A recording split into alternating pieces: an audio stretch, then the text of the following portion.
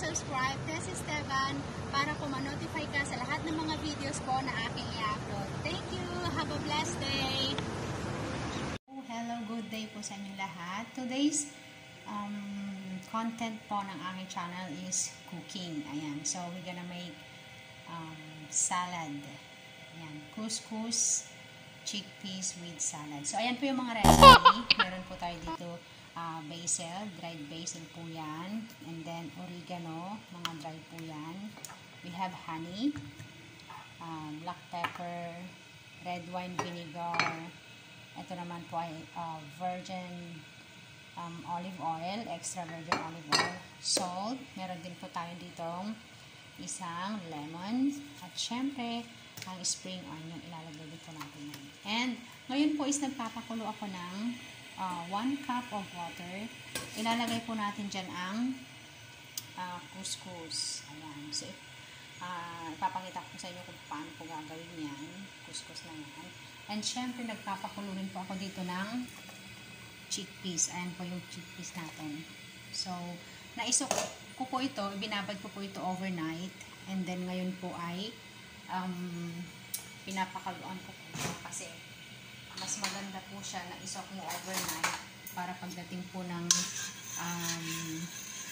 umaga, papakuluan mo po siya. Hindi na po matagal na oras. Kasi usually 1.5 hours. Pero pag binabad mo po siya ng isang overnight, at least 30 minutes na lang, magiging malambot na po ang ating chickpeas.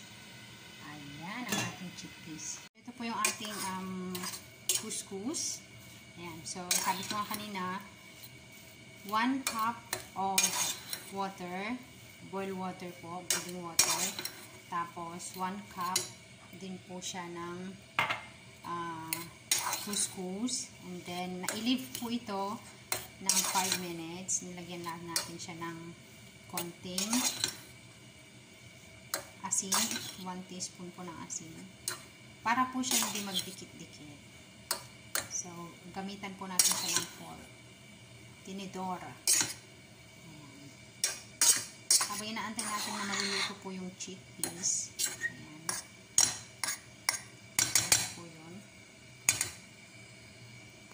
Nag-ready na rin po ako dito ng cucumber, tomato, cherry tomato, at saka yung red bell pepper. Ayan po. Tapos, hiwain ko po itong onion. Kalahati lang po nito ang gagamitin ko. So, kalahati lang po nito ang gagamitin ko. Onion. So, paghahalu-haluin lang po natin lahat ng ingredients. Tapos, yan na po yun. Ilalagay natin yung mga seasonings. Tapos, maluluto na po siya. Ilalagay po natin siya sa fridge. Ayan. So, tandaan niyo po yung mga ingredients. Marami po yan. So, red pepper, pipino po yan, cucumber, tsaka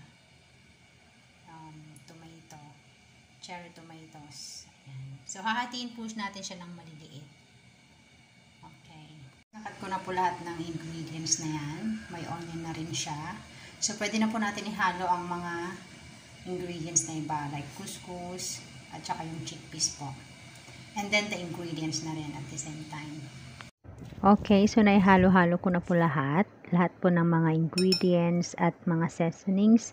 So, ito na po ang kinalabasan ng ating chickpeas couscous salad.